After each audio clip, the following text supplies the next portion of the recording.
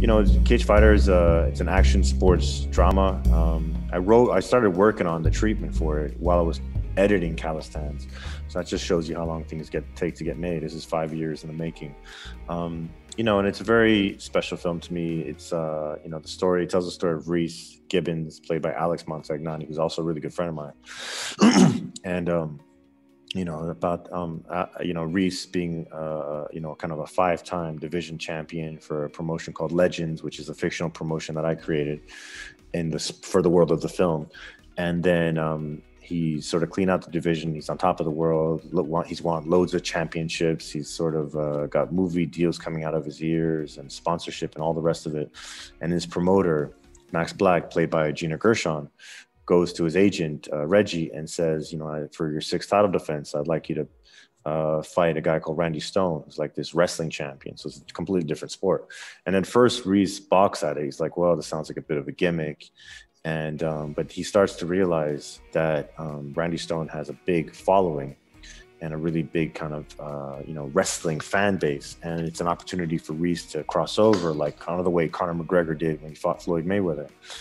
And we actually managed to get a guy called John Moxley, who's actually in AEW and a big wrestling star in his own right, to play that role. So it was really cool. And so, you know, Reese is preparing for the fight, and he's training under his kind of head coach, Marcus, who's played by UFC star Chuck Liddell. And but he's not taking it that serious, not as serious as he should. And, you know, under the bright lights, the biggest stage of his career, you know, with all the world watching, he fights Randy Stone, and shockingly, he loses the fight.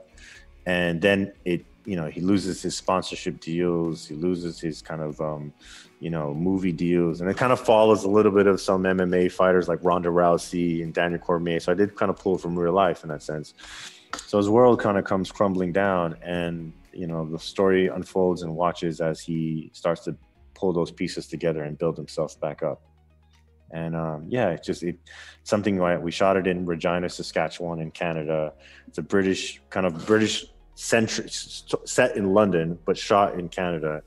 You know, it was nice to kind of work with a bigger canvas. It's a bigger budget than my first film, and lots of action and fight choreography and everything else. So it was really a big step up for me to make it. And yeah, I'm really excited for people to be seeing it. My first feature film is called Calisthans. It's very autobiographical about my life growing up in Miami. It's about this young boy called Josh, who is like this aspiring baseball player, and he's got a dream of being like the next Alex Rodriguez. And he's got this stepfather called Bird, who's played by Andre Arroyo, who's trying to push him to be like this baseball star. And then his mom, Debbie, played by Daisy Haggard, you know, reaches this point where she kind of needs to get some support, because Bird is pushing the boy really hard, but he's also a crack addict, and he's quite violent. And you know, Debbie's trying to fix her life, and she reaches out to her father, Solomon, and the father, so the boy's grandfather, tells her that he'll help her on the condition that the boy has a bar mitzvah, which my grandfather did do in real life. And then you know, it kind of becomes this coming of age story, watching the boy Josh kind of being torn between following his stepfather's pursuit of wanting him to be a baseball star, and also just sort of discovering his own path and figuring out what he wants to do with his life. And yeah, you know, very personal story, and sometimes a little harrowing to make, but kind of a cathartic experience. And definitely that kind of was like my film school. You know, I learned so much. Very intense 18-day shoot in Miami years ago now, like 2012. And so it was very, very proud to have it out. It's on Amazon, both in the US and the UK, and it's nice to kind of have it out in the world, you know? All right, time for the meat and potatoes. Give me a price tag. $12 million. Woo! Your last name ain't Trump, is it? You wanna watch like that? Yeah. Damn right you do. Everybody wanna watch like that. How we get it? I go practice. Let's go get it. This is the moment of truth right here, man. This is what it's all about. This is the moment. Let's show them what you made of. Come on, Josh! Come on, Josh, you can do it!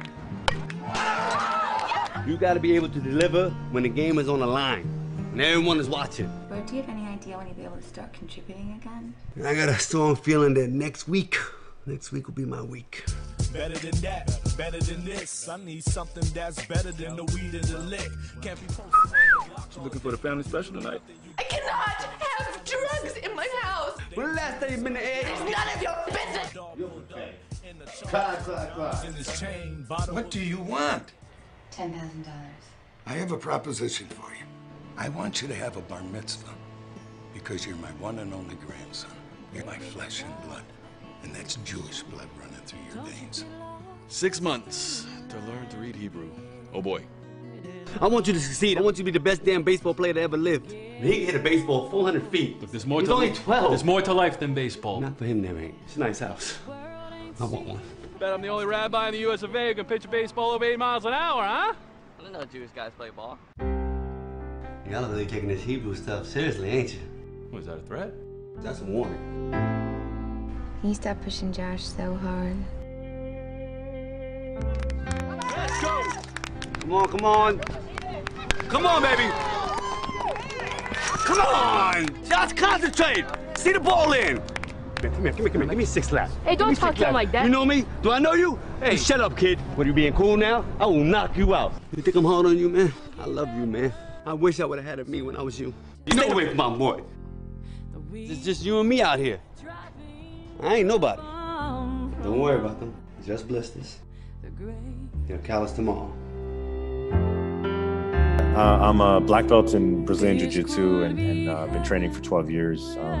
You know, started with my brother, you know, I think initially was just to get in shape because I just had a son at that time, and he was 6 months old, and I just thought I don't want to be one of those dads that can't play sports with my kid, you know. Turns out he just likes to be on the video games, playing video games. It didn't even matter. I could have done whatever, but that was the motivation. And I think it, you know, definitely helped. You know, firstly, that's how I met Alex, our main actor, was on the mats. You know, training, we were sparring partners. But I think also just dealing with putting fights together, having trained for so many years, I think it was helpful to kind of understand the way fights can be constructed and the beats within a fight and what is possible with human anatomy and what's not possible. So all those things, being a martial artist definitely helped. So yeah, it's just part of my life. Probably gonna do it till I die. And yeah, it's definitely, martial arts teaches you so much about being humble, about being gracious, and dealing with pressure and adversity, because you deal with all those things on the mat. So and definitely with Cage Fighter, there was so much thrown at us that, you know, I was able to draw on that to kind of stay relaxed in the pocket. My brother is a Brazilian Jiu-Jitsu, he's a Jiu-Jitsu teacher, and we train, he's like, we probably, you know, he's one of my main sparring partners, and then he, during, you know, COVID and stuff, he has a little attic, so we were able to kind of train in his attic, just me, him, and his daughter, Astrid, and my son, and it was just great, you know, get them on the mats, rolling around and learning submissions and keeping it safe, but also teaching them how to defend themselves, you know. So it's always like martial arts has just been a really integral part of our family for a long time now.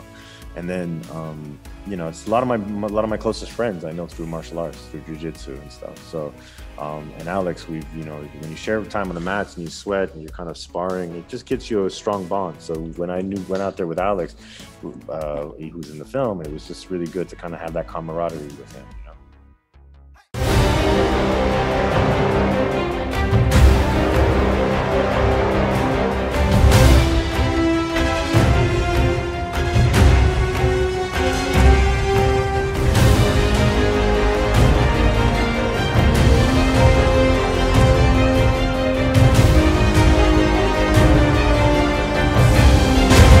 In terms of the casting, obviously it started, you know, and Alex was just starting off when we started putting the film together. He was just a fight choreographer, but then through a series of events, the main actor we had in mind pulled out, and so Alex was there, and it was one of them things where we were about 3 weeks out from shooting, and we needed somebody who could pull off the choreography, but that could also act. And Alex has been acting for a long time anyway, and I just thought there's no one else that could play this part. He's the guy. So you know, I asked him to come out to Saskatchewan a bit early, and I mean, he threw himself completely into the role. You know, he really worked hard. And John Moxley, I just felt like with a character like Randy Stone, a big wrestling superstar. You kind of had to get, I didn't want to get an actor for that. I wanted somebody that actually lived and breathed that. And John Moxley was fantastic. I mean, he improv so many of his lines, and he was able to bring a swagger to the role that I don't think an actor could have done. He's a big old beast of a guy and physically very powerful, and can pull off promos out of his ass. Some of the promo, there was a whole press conference scene. I mean, he just basically improv the entire scene. And then Gina Gershon, I just felt like, I wanted to kind of flip that role a little bit. You always see the cigar smoking promoter, with the kind of hat and everything. And I just felt like it'd be cool to put someone in there, like a woman who was powerful, who was fearless, and who was breaking new ground. And for that, Gina Gershon just felt like a really obvious choice. She's sexy, she's cool, she's powerful, and as soon as she was on set, she demanded a certain level of respect from everyone, cast and crew. So I thought she was fantastic, and she's such a great actor to work with. Just so experienced, and just came so prepared, and I learned a lot from her working with her. You're in a good mood. Yeah, are you kidding me? I got sponsors coming out of my ears, my eyes, my ass. It's great. Congratulations. He had a great impact. I mean, obviously it was tricky releasing it during COVID, but fortunately, have two very tenacious producers in Shane Putzlocker and Sarah Shack, and they made sure that the film was released in spite of all the madness that was going on in the world. And it's nice to know that it's out there. And it's had a lot of nice knock-on effects. I got signed by Gersh in the States, and they've been pushing me to, meeting a lot of really cool producers. And I used lockdown basically to write, and I wrote my next feature film, which is a heist movie. Still has action and sport elements to it, but it's something I'm really, really excited about. Just in the process of starting to find a home for that project. And so let's see. I'm just doing a lot of writing and hoping to make my third feature film in the not too distant future.